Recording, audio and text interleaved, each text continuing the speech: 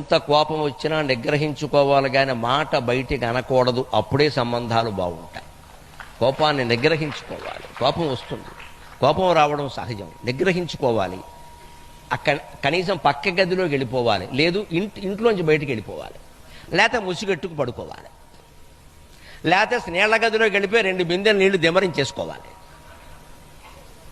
అంతేగాని కోపాన్ని ప్రకటించకూడదు. ఆ మాట మనకి చెప్పింది ఎవరో తెలుసా అమ్మా?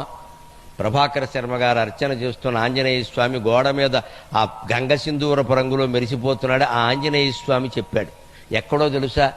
లంకా దహనం చేసిన తర్వాత ఆయన పశ్చాత్తాపడ్డాడమ్మ. చాలామందికి తెలియదని. లంకా దహనం చేశాడు అంటారు కానీ లంక దహనం అయిపోయాక బాధపడ్డాడు ఆయన. ఎందుకంటే రాజు దుర్మార్గం చేస్తే నేను ఇళ్ళన్నీ అంటించేశాను కదా, అమాయకులు ఎందరూ చనిపోయారో, ఇందులో ఎంతమందికి అన్యాయం జరిగిందో, ఇంత కోపం నాకు అవసరమా? సీతాదేవికి వాళ్ళు అపకారం చేయొచ్చు, నిజమే.